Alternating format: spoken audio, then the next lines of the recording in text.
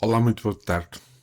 Conforme eu mencionei esta semana, hoje voltamos ao estudo do livro Os Missionários da Luz, capítulo 4, e vamos encerrar esse capítulo 4 sob o tema Vampirismo, estudando hoje a terceira parte deste capítulo. Mas antes de iniciarmos, como sempre, quero pedir ao mentor deste trabalho, aos nossos guias espirituais e, sobretudo, ao nosso irmão maior, nosso Mestre Jesus, para que este momento possa vir ter o discernimento, a calma, a expressão, neste estudo que vamos fazer desta terceira parte deste capítulo, nesta obra, Os Missionários da Luz, do Espírito André Luiz, uma obra psicografada por Francisco Cândido Xavier. Jesus, fica connosco, agora e sempre. E que assim seja. Que assim seja.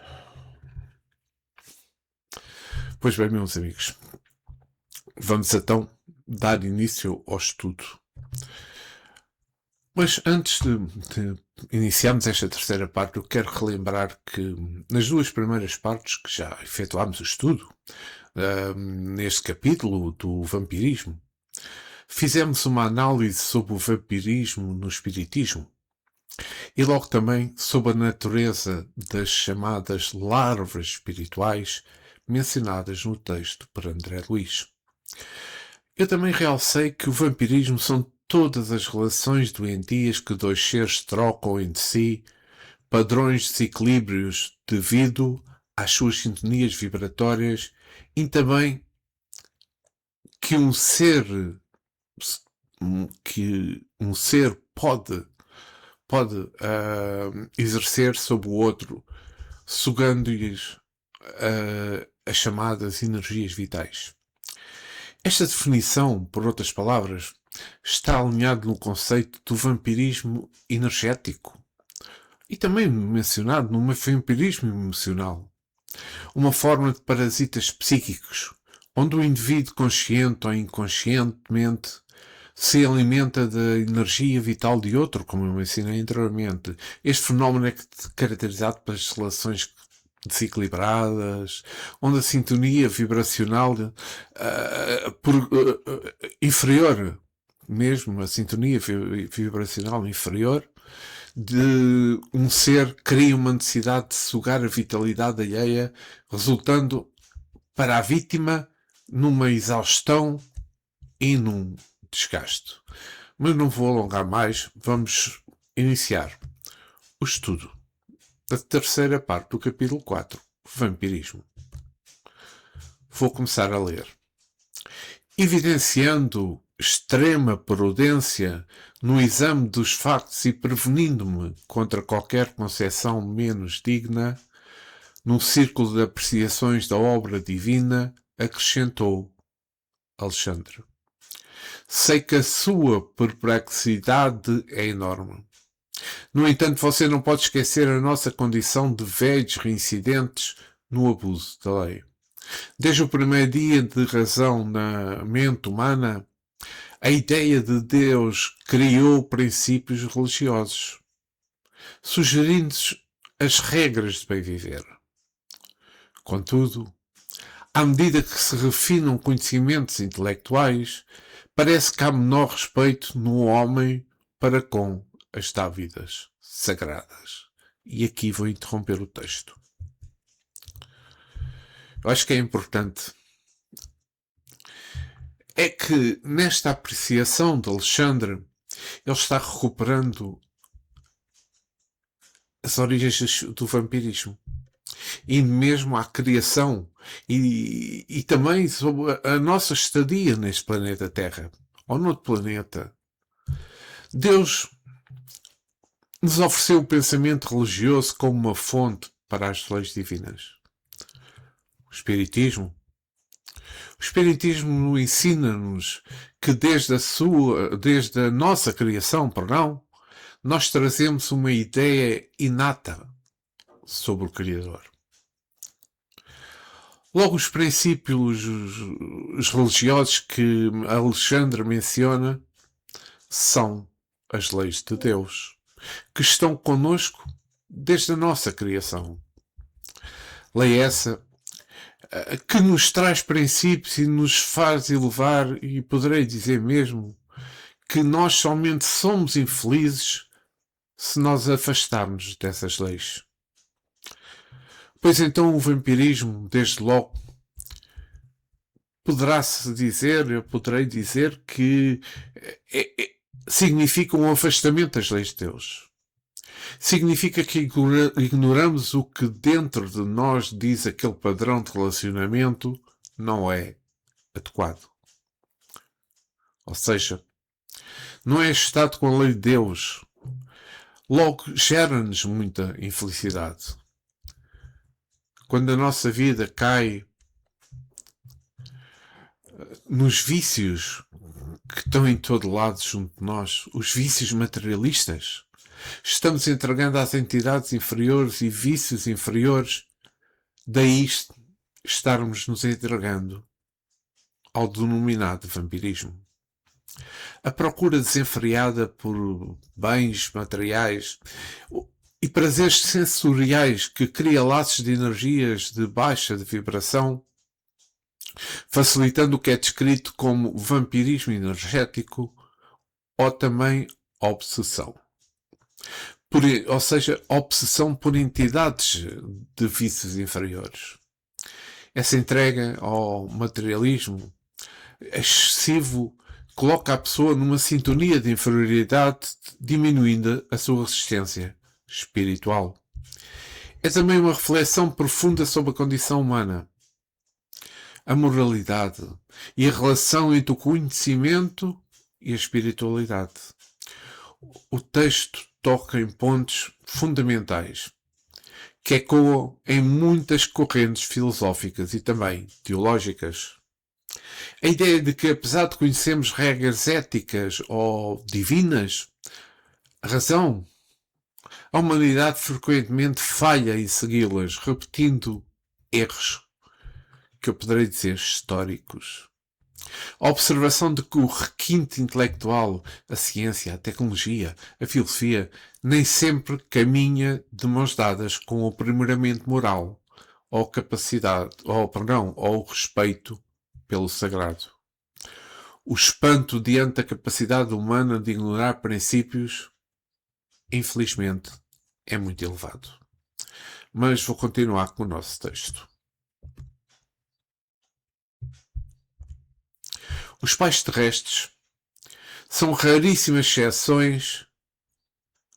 Os pais terrestres, com raríssimas exceções, são as primeiras sentinelas viciadas, agindo em prejuízo dos filhinhos. Comumente, aos 20 anos, em virtude da inércia dos vigias do lar, a mulher é uma boneca, o homem um manequim.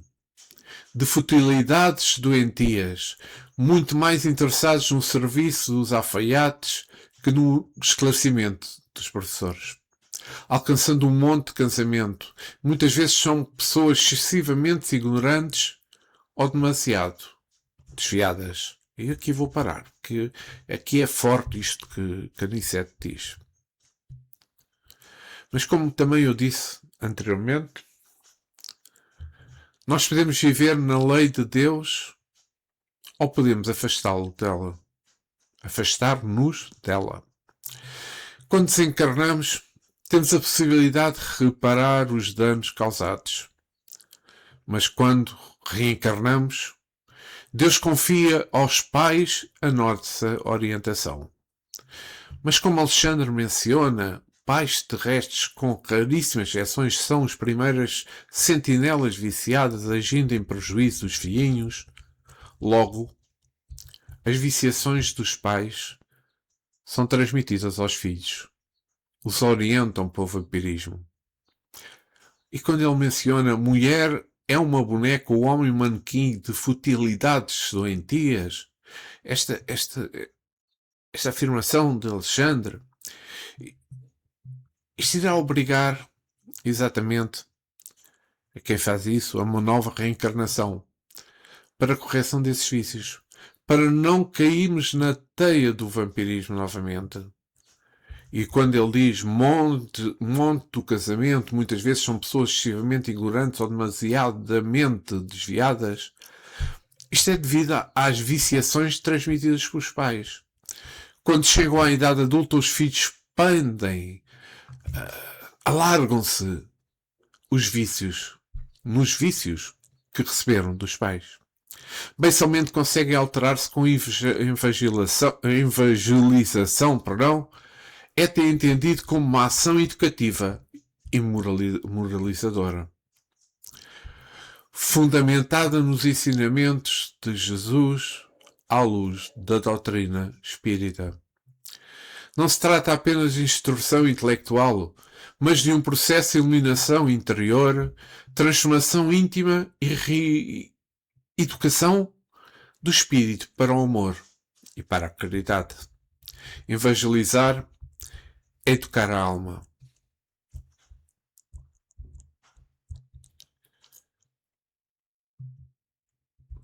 Perdão. Evangelizar é educar a alma. Perdi-me agora no raciocínio. Enquanto a treinar, é instruir o intelecto. Procura-se a integração da alma consigo mesmo, com o próximo e com Deus.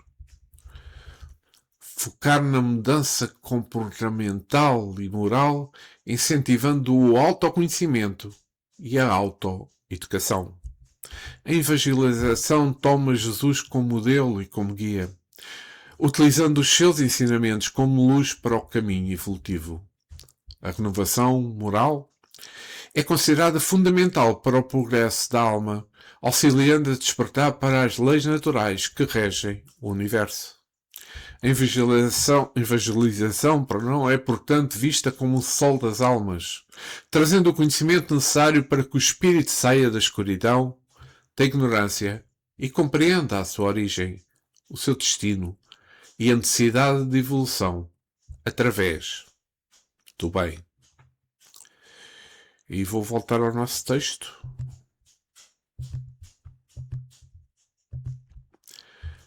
Cumpre ainda reconhecer que nós mesmos, em todo o curso das experiências terrestres, na maioria das ocasiões, fomos campeões do entretenimento e da perversidade contra as nossas próprias forças vitais. Entre abusos do sexo e da alimentação, desde os anos mais tenros, nada mais fazíamos que desenvolver as tendências inferiores, catalisando hábitos malignos. Seria, pois, de admirar tantas moléstias do corpo e degenerescências psíquicas. O plano superior jamais nega os recursos aos necessitados de toda a ordem e, valente dos mínimos ensejos, auxilia os irmãos da humanidade na restauração dos seus patrimónios, seja cooperando com a natureza ou inspirando a descoberta de novas fontes medicamentosas e reparadoras. Por sua vez, em nos despojando dos fluidos mais grosseiros através da morte física, à proporção que nos eleva em compreensão e competência, transformando-nos em auxiliares diretos das criaturas. Apesar disso, o cipoal da ignorância é ainda muito espesso. E o vampirismo mantém considerável expressão, porque se o pai é sumamente misericordioso, é também infinitivamente justo. Ninguém lhe confundirá os desígnios, e a morte do corpo quase sempre surpreende a alma em terrível condição parasitária. Deste modo, a promiscuidade entre os encarnados indiferentes à lei divina e os desencarnados que têm sido indiferentes é muito grande na crosta da Terra. E continuou Alexandre. Absolutamente sem preparo e tendo vivido muitos mais de absolutamente sem preparo e tendo vivido muito mais de sensações animalizadas do que sentimentos e pensamentos puros, as criaturas humanas, além do túmulo, em muitíssimos casos perseguem imantadas aos ambientes domésticos que lhes alimenta o campo emocional. Dolorosa ignorância prende-lhes os corações.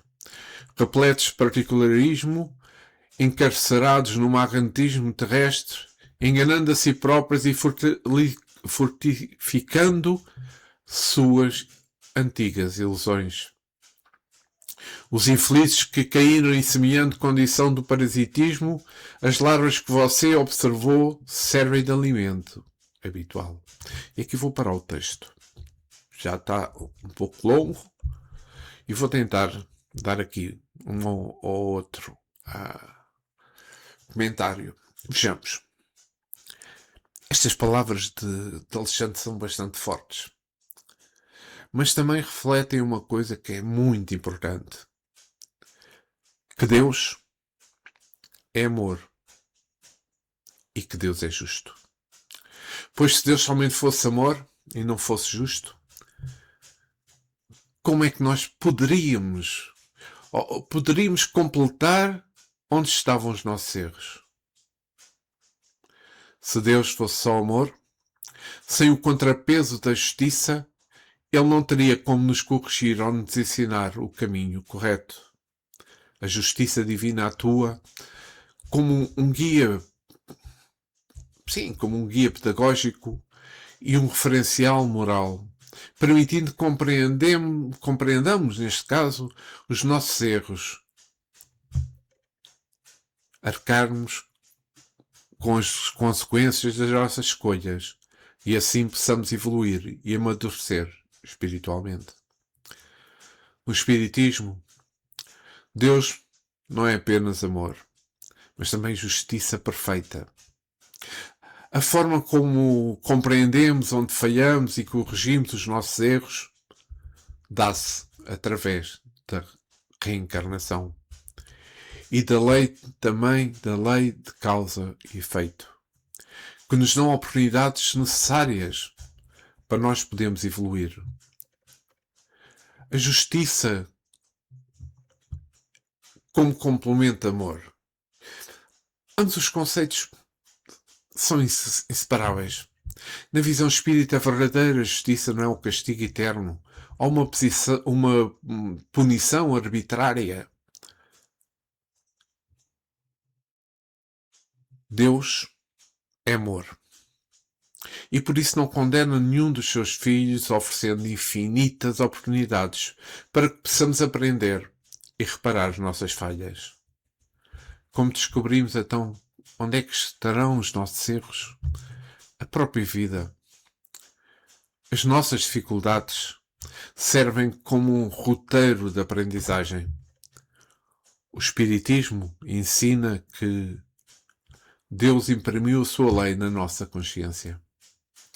Quando erramos, sentimos as consequências na formas de dores morais e também de dores físicas, que servem como alertas da nossa consciência de que nos desviamos do caminho do bem. Aqui entra a reencarnação. Uma única vida material é considerada insuficiente para o progresso de um espírito imortal. E nós, se quisermos pensarmos bem, vejamos o nosso exemplo aqui na Terra. Através de sucessivas vidas, nascemos com diferentes desafios que nos ajudam a exercitar as virtudes que nos faltam e a resgatar erros do passado. Mas aqui podemos falar, então, mas porquê é que temos o esquecimento do passado? Como é que nós sabemos os erros do passado? É que o esquecimento das vidas anteriores, eu considero que é um ato de misericórdia divina. E porquê? Porque permite-nos recomeçar sem o peso, sem a culpa paralisante dos erros que fizemos nas outras vidas, dando-nos a oportunidade de agir com espontaneidade e foco no presente. Então temos também aqui o resgate pelo bem. Não há pagamento de dívidas através de sofrimento inútil. Para completar os nossos erros, a doutrina espírita aponta à prática da lei de justiça, a lei do amor e a lei da caridade. Resumindo na máxima de Jesus, querer para os outros o que queríamos para nós mesmos. A reparação ocorre quando substituímos as nossas imperfeições, tal como posso dar exemplo, como o egoísmo, como o orgulho, pelo bem, pelo trabalho nobre e auxílio ao próximo. É isto que nós devemos procurar. E vamos continuar com o nosso texto. Meu Deus, isto diz André Luís, exclamei sob forte espanto. Alexandre, porém, acrescentou, semelhantes larvas são portadoras de rigoroso magnetismo animal. Observando, talvez, de que muitas e torturantes indagações se me entrechocavam no cérebro, o instrutor considerou. Naturalmente, que a fauna microbiana em análise não será servida em pratos. Bastará ao desencarnado agarrar-se aos companheiros de ignorância ainda encarnados, qual erva daninha em galhos das árvores, e sugar-lhes a substância vital. Não conseguia dissimular o assombro que me dominava, exclamou André Luís. Por que tamanha estranheza? Perguntou o cuidadoso orientador. E nós outros, quando nas feras da carne? Nossas mesas não se mantinham à custa de vísceras dos touros e das aves? O pretexto de buscar recursos proteicos, exterminávamos frangos e carneiros, leitões e cabritos incontáveis.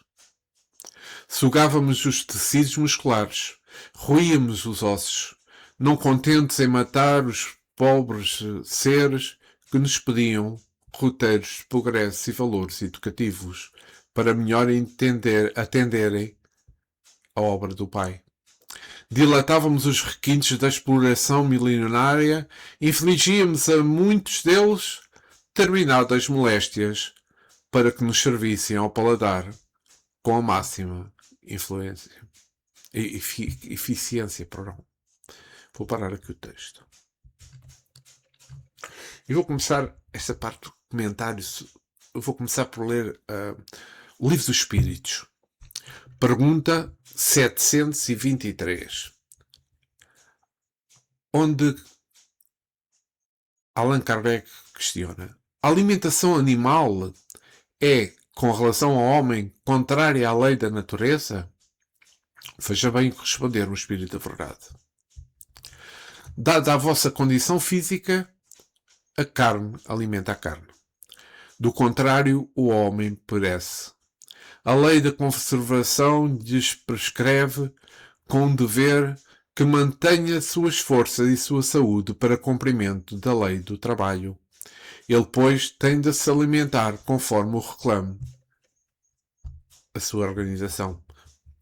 Aqui é importante realçar que cabe ao homem, por lei, respeitar as exigências do próprio organismo, desde que não entre em excesso por já passar a ser desperdício. Não se pode generalizar certos regimes. Eles devem-se ficar à solta com as consciências, para que as suas consciências escolham ou possam escolher que se deve ou não segui-lo. O Evangelho nos fala que tudo devemos dar graças, pois que essa é a vontade de Deus em Cristo para todos nós. Mas nem tudo podemos usar. O alimento animal, com o progresso, deverá ceder lugar à alimentação vegetariana. O homem já está nessa procura. Se a carne tem proteínas indispensáveis à saúde humana, podemos perguntar: de onde vêm elas? Será que não podemos encontrar outras fontes? Enquanto se precisa da carne, usando-a com equilíbrio, o não matarás vai se elevando no entendimento da sociedade pelas asas do progresso. A imposição é contrária à lei do amor. Isto somente é permitido entre as raças primitivas, pois os encarnados são como crianças que devem ser orientadas e devem ser dirigidas, sem que o livre-arbítrio possa se manifestar com mais amplitude. Se a organização fisiológica de alguém requer carne animal, esta pode enfraquecer se não comê-la, e não deve deixá-la. Se o organismo já rejeita a alimentação animal, então para que usá-la? Tudo no mundo está certo. Somente o que não está certo é usarmos o que não nos convém, por tais ou quais circunstâncias. Vejam bem o que Marcos ouviu de Jesus e está registado no capítulo 7, versículo 18 e 19. Então lhes disse: assim vós também não os entendeis? É que não compreendeis de tudo o que de fora entra no homem não o pode contaminar? Porque não lhe entra no coração, mas no ventre e sai para lugar escuso. E assim considerou ele puro todos os alimentos. Então, se Jesus considerou puros todos os alimentos, nós é que vamos condená-los. Cada um sabe aquilo que escolhe. Tem livre-arbítrio para isso. Cada um sabe aquilo que convém comer. Principalmente se já se encontra mais ou menos livre e conhece um pouco das leis de Deus, as leis naturais. Não devemos censurar ninguém porque come carne simplesmente. Nem considerar fanáticos os que se abstenhem de comê-la. A vida é plena de tudo, para que a paz possa reinar nos corações dentro das leis que regulam a liberdade de cada um. Cabe a cada um de nós mediarmos sempre e respeitarmos os direitos uns dos outros, na frequência, a sua evolução espiritual. Muitas pessoas julgam que o trecho a carne sustenta a carne, justifica o prazer para a alimentação carnívora. Mas esquecem-se que devemos nos esforçar para diminuirmos a ingestão da carne paulatinamente. Do contrário, o alerta dos espíritos já mencionados não faria o menor sentido. Infelizmente existem pessoas que nem ao menos tentam diminuir a ingestão desses alimentos e justificam suas ações por supracitada questão. Como se esse fosse o tópico único, ou ainda uma verdade absoluta e incontestável. Necessitam comer carne todos os dias, senão a refeição não existe. Necessitam sentir o estômago pesado, do contrário não almoçaram. Francamente, é um mínimo ignorar por completo os conhecimentos que viriam posteriormente. E é do próprio codificador que o espiritismo andaria lado a lado com o progresso e com a ciência. E vamos continuar o nosso texto. Com Alexandre a continuar a sua narração. O suíno comum era localizado por nós, em regime de ceva, e o pobre animal, muitas vezes à custa de resíduos, devia criar para o nosso uso certas reservas de gordura, até que se prostrasse de todo ao peso das banhas doentias e abundantes. Colocávamos gansos nas engordadeiras para que se hipertrofiassem o fígado, de modo a obtermos pastas substanciosas destinadas a quitudes que ficaram famosos. despreocupados das faltas cometidas com a suposta vantagem de enriquecer os valores culinários. Em nada nos doía o quadro comovente das vacas-mães, em direção ao matadouro, para que as nossas panelas transpirassem agradavelmente. Encarecíamos com toda a responsabilidade da ciência a necessidade de proteínas e gorduras diversas. Esquecíamos de que a nossa inteligência, tão fértil na descoberta de comunidade e de conforto, teria recursos de encontrar novos elementos e meios de incentivar os suprimentos proteicos ao organismo, sem recorrer às indústrias de alimentação, constitui elevada tarefa, porque os tempos virão para a humanidade terrestre, em que o estábulo como lar será também sagrado. Eu acho esta parte deste capítulo, acho isto extraordinário. Extraordinário mesmo. E aqui vou...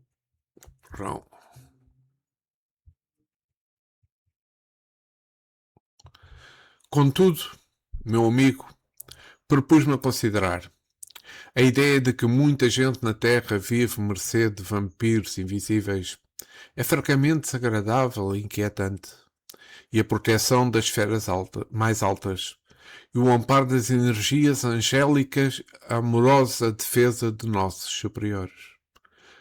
André, meu caro, falou Alexandre benevolente, devemos afirmar a verdade, embora contra nós mesmos. Em todos os setores da criação, Deus, nosso Pai, colocou os superiores e os inferiores para o trabalho da evolução, através da colaboração e do amor, da administração e da obediência. Atrever-nos-ia a declarar, porventura, que somos bons para os seres que nos eram inferiores? Não nos desvastávamos a vida, personificando diabólicas figuras em seus caminhos?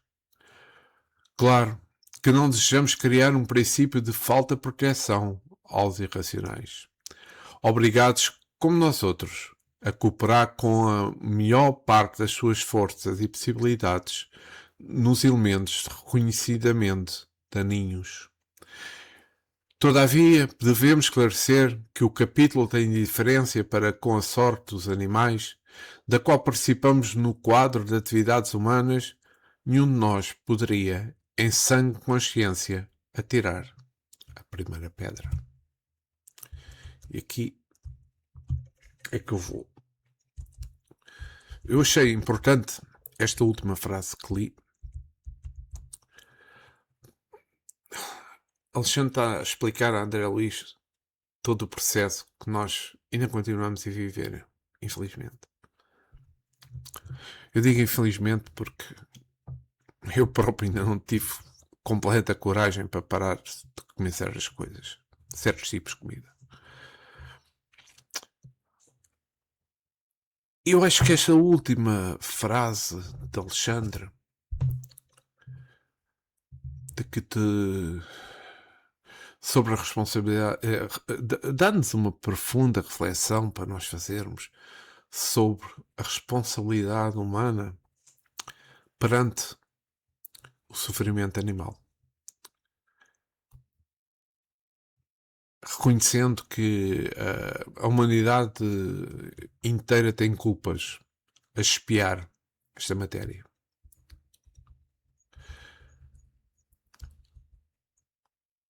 Nós temos a responsabilidade coletiva também, como Alexandre fala.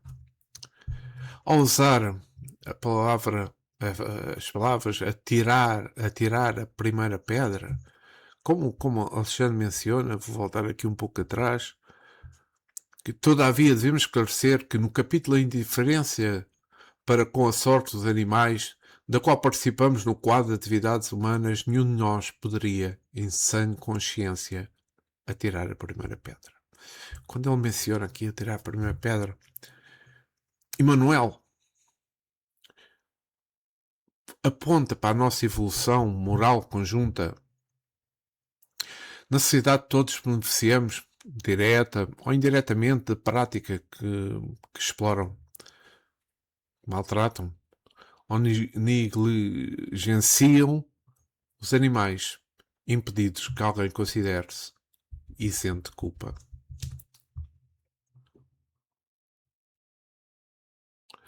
O texto realmente menciona que os animais não veem a humanidade como seres superiores, inteligentes e generosos, mas frequentemente, poderei usar a palavra brasileira, verdugos cruéis, devido à forma como nós submetemos os animais a abusos e a sofrimentos.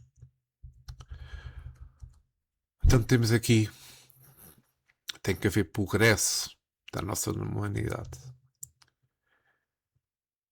No espiritismo, entende-se que os animais estão numa escala evolutiva inferior, conforme Kardec nos explicou, com um princípio inteligente, ainda em estado de individualização.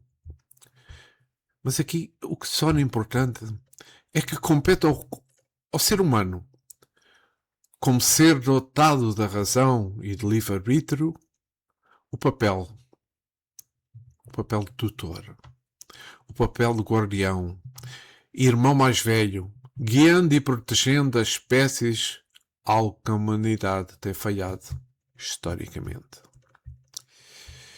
Mas não vou comentar mais esta parte, vamos voltar ao nosso texto. Um pouco, que um pequeno problema técnico está resolvido.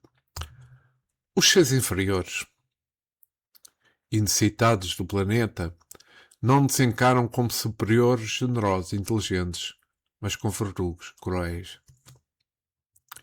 Confiam na tempestade furiosa que perturba as forças da natureza, mas fogem desesperados à aproximação do homem de qualquer condição, excetuando-se os animais domésticos que, por confiarem em nossas palavras e nas nossas atitudes, aceitam o cutel no matador, quase sempre com lágrimas de aflição, incapazes de discernir com o raciocínio embrionário que têm onde começa a nossa perversidade e onde termina a nossa compreensão.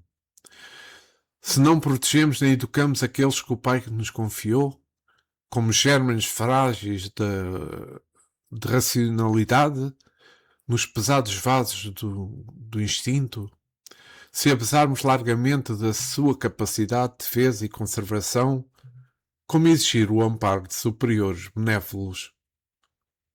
benevolentes neste caso, e sábios, cuja instrução mais simples são para nós difíceis de suportar, pela nossa lastimável condição de infratores da lei de auxílios mútuos. Na qualidade de médico, continua Alexandre, você não pode ignorar o embriologista contemplando o feto humano nos seus primeiros dias, à distância do veículo natural.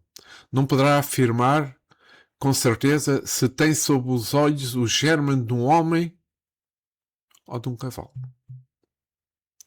O médico legista encontra dificuldades para determinar se a mancha do sangue encontrada eventualmente provém do homem, provém de um cão ou de um macaco. O animal possui igualmente o sistema endocrínico, as suas reservas de hormônios, seus processos particulares de reprodução de cada espécie. E por isso mesmo, tem sido auxiliar precioso, fiel da ciência na descoberta dos mais eficientes serviços de cura das moléstias humanas, colaborando ativamente na defesa da civilização. Aqui vou parar. Então, vou salientar aqui umas coisas que acho que é importante. Nesta parte que li, realça a frase: A missão do superior é de amparar o inferior e educá-lo. Pois na codificação espírita de Allan Kardec, a autoridade e as posições de destaque são considerados delegações temporárias, cujo propósito é principalmente o bem-estar e o desenvolvimento de todos os envolvidos. Mas sob a responsabilidade superior, o Evangelho segundo o Espiritismo esclarece que estar numa posição superior, seja como chefe, governante, professor, mentor, o que for, não é um direito para gozo pessoal ou uma imposição de vontades. Aquele que tem autoridade tem almas sob a sua responsabilidade. A sua verdadeira função é amparar os fracos, orientar, educar e promover o progresso daqueles que lhe foram confiados. Pelo exercício da lideração, o superior terá de prestar contas perante as leis divinas, respondendo pelo uso que fez do seu poder e pelo bem que deixou de fazer. E a filosofia espírita também relembra que a subalternidade tem a sua finalidade. Estar em condição de inferioridade é frequentemente uma prova de resignação ou de oportunidade, de reajustes por abusos de autoridade cometidos em vidas passadas. A doutrina espírita destaca que todos os papéis são transitórios, como eu disse, imutáveis. O espírito que hoje obedece pode já ter mandado no passado e provavelmente ocupar cargos de liderança no futuro. Nós estamos a falar, Alexandre está a falar dos animais, eu estou a fazer a comparação com um espírito inferior e um espírito que está a mandar nesse espírito inferior. A evolução espiritual ocorre exatamente pela forma como lidamos com as nossas responsabilidades e com o nosso próximo, independente da posição. Na frase, mas na qualidade de filhos endividados para com Deus e a natureza, devemos prosseguir o trabalho educativo, acorrendo os companheiros encarnados mais experientes e esclarecidos, para a nova era que os homens cultivaram, o sol da terra, por amor, e utilizar-se-ão dos animais com espírito, respeito, educação e entendimento.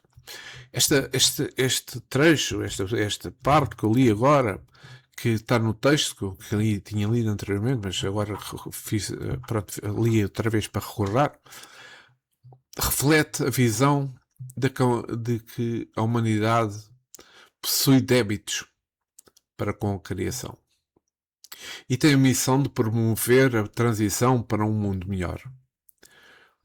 Nós sabemos que o Espiritismo defende que os animais são nossos irmãos menores. São irmãos em evolução.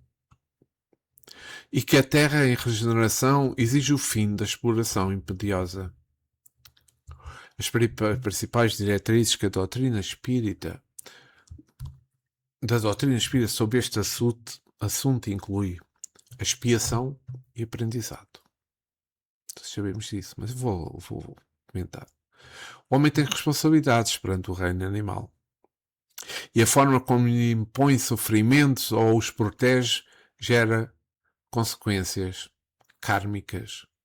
Lei da causa, lei do efeito. Temos a reeducação espiritual tão importante. A caridade, a educação moral deve-se estender a todas as criaturas que existem. A transição planetária exige uma nova mentalidade, onde a convivência substitui o atual egoísmo, e também a atual crueldade. Devemos ter o respeito à vida. Cultivar o sol por amor significa deixar de tratar a natureza apenas como um recurso a ser exaurido, baseando a substância, sim, no respeito.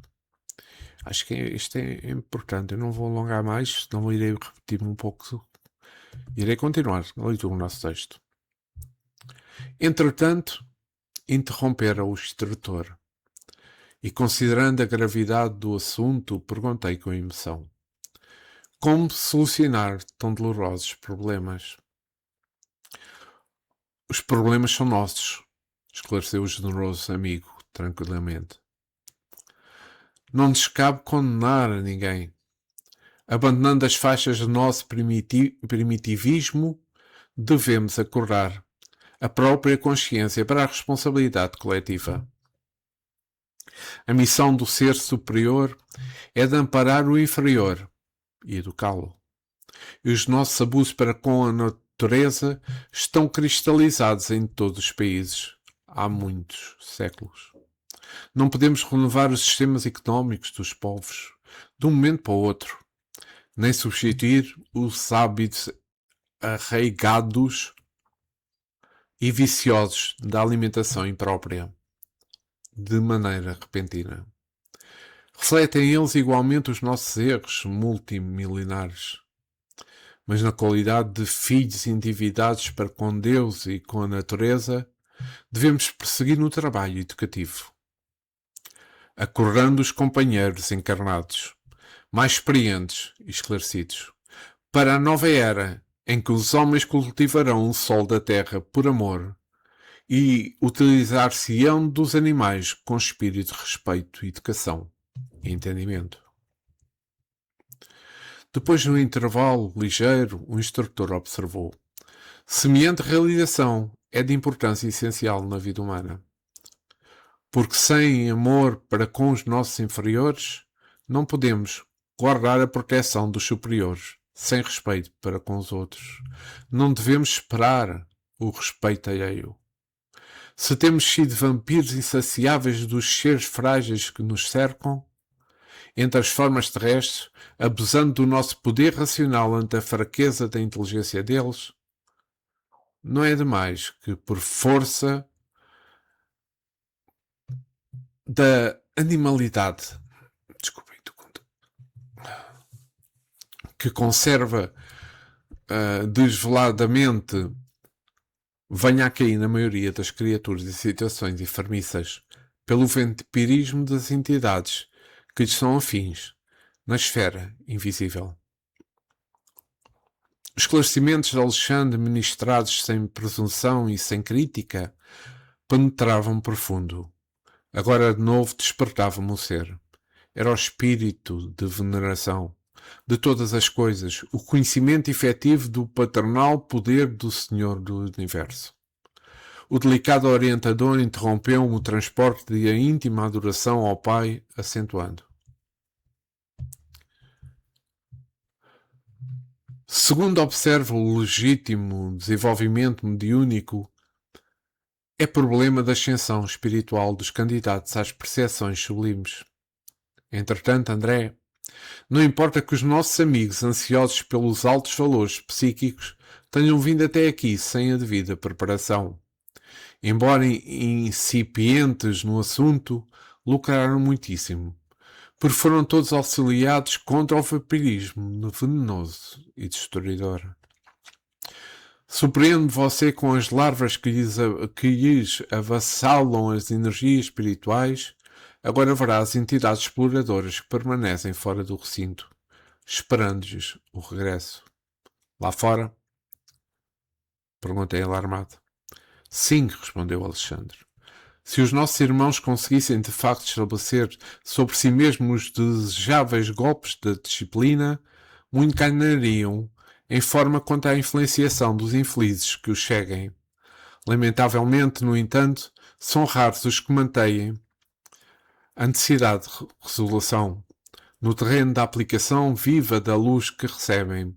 A maioria, rompido o nosso círculo magnético, organizado no curso de cada reunião, esquece as bênçãos recebidas e volta-se novamente para as mesmas condições deploráveis de horas antes, subjugada pelos vampiros renitentes e cruéis. Oh, que lições! Exclamou André Luís. E aqui chegamos ao fim do texto.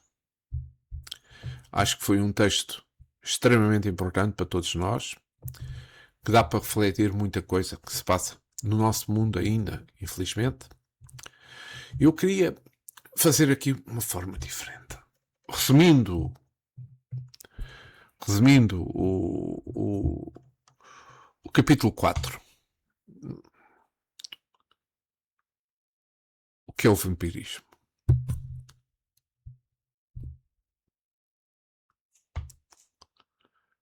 O vampirismo é a ação pela qual espíritos involuídos, não são evoluídos, são involuídos, arraiados às paixões inferiores, se imantam às organização psicofísica dos encarnados e desencarnados, sugando-lhe a substância vital. Então, qual é a forma que isto se dá? Qual é a forma que o vampirismo se dá? No vampirismo, devemos considerar só um pouco que eu perdi-me aqui, cliquei sem querer no texto. Ou seja, no vampirismo, nós podemos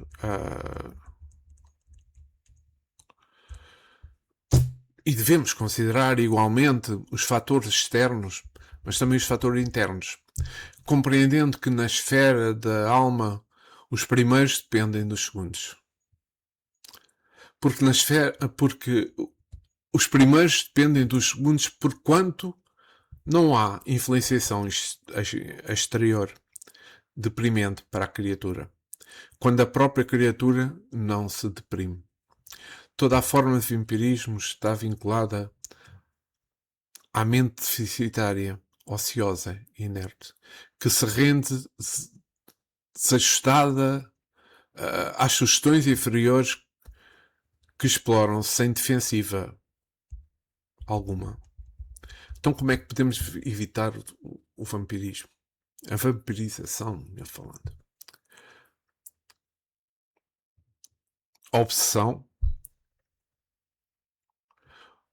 instalação e cura são os bastidores da obsessão.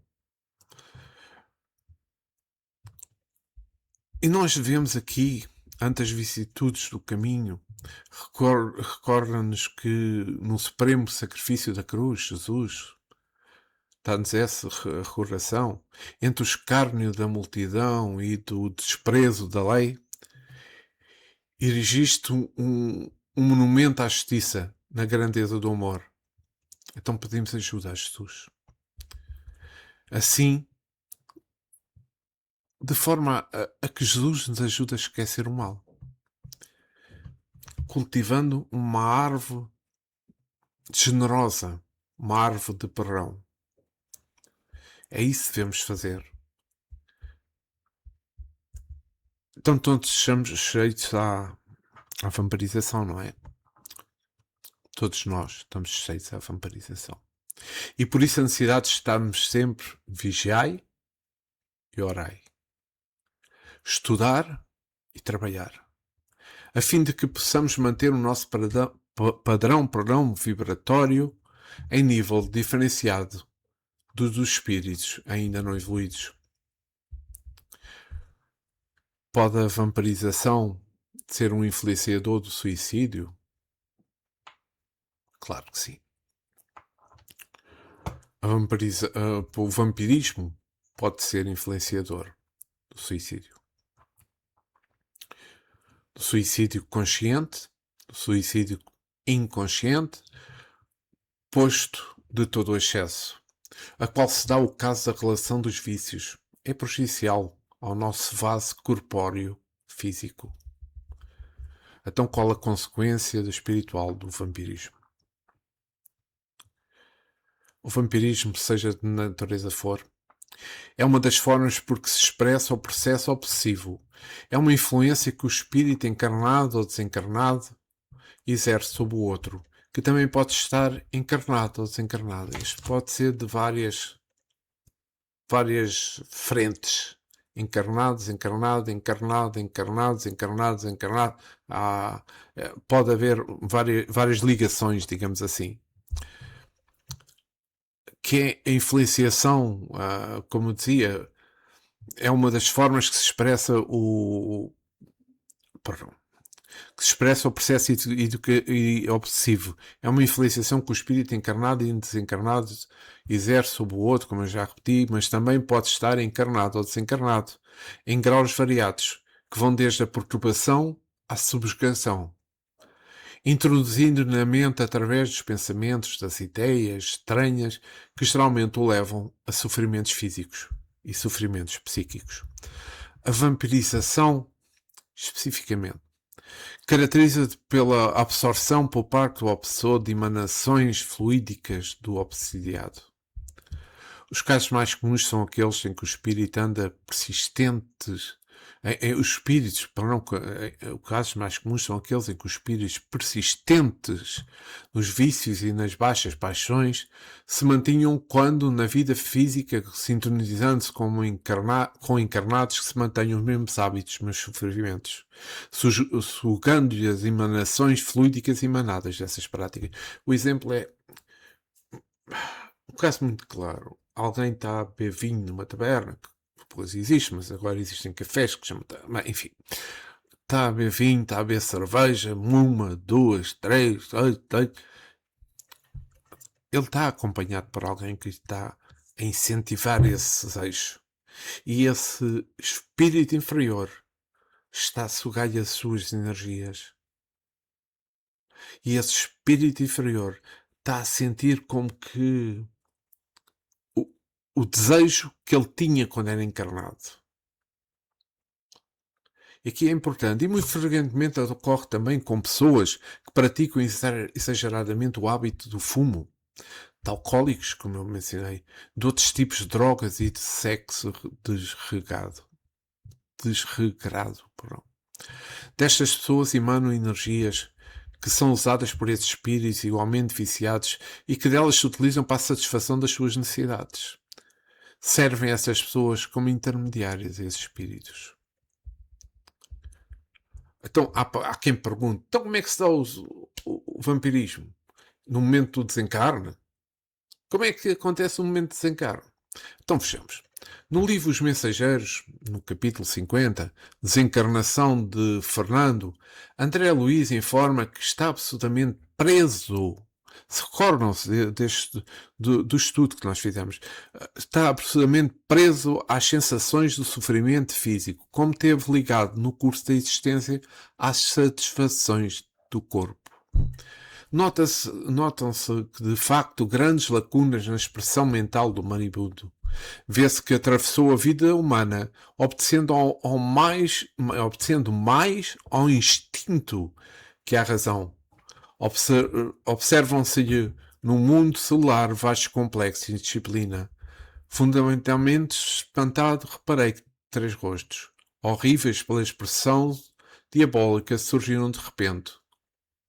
Como é? Fernando, vem ou não vem? Cada criatura na vida, recordam-se deste capítulo 50, cada criatura na vida cultiva as afeições que prefere. Neste caso, o Fernando estimava os companheiros desregrados. Não é, pois, estranhável, ou seja, não é, pois, estranho que tenham vindo esperá-lo na estação de volta à existência real. Cada um, pois, tem um séquito invisível a que se devota na Terra. Este foi um pequeno resumo, por outras palavras, diferentes palavras, mas dizendo o mesmo que eu tentei transcrever em todo este estudo do capítulo 4, o vampirismo. Espero que tenha sido o vosso agrado. Para a semana voltaremos, salvo seja, começaremos o capítulo 5 e por aí adiante. Mas eu volto a frisar, estes capítulos são extremamente longos, pelo qual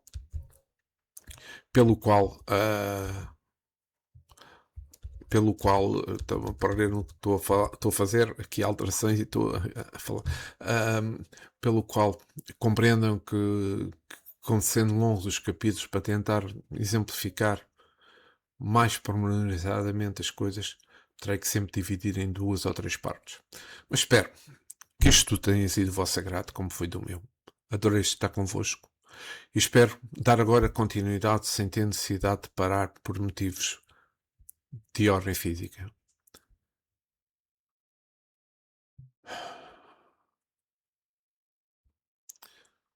Agradecendo ao mentor deste trabalho, aos nossos guias espirituais, especialmente ao nosso Mestre Jesus, pela paz, pelo discernimento que tivemos neste estudo. E Jesus, que me dês forças para eu continuar a fazer este estudo. Que seja feita a vossa vontade, sempre, e não a minha. Jesus, fiquei connosco agora e sempre. E que assim seja. Que assim seja. Obrigado por terem estado comigo. Espero que tenham gostado tanto como eu gostei. Muita paz, muito amor, uma boa semana para todos.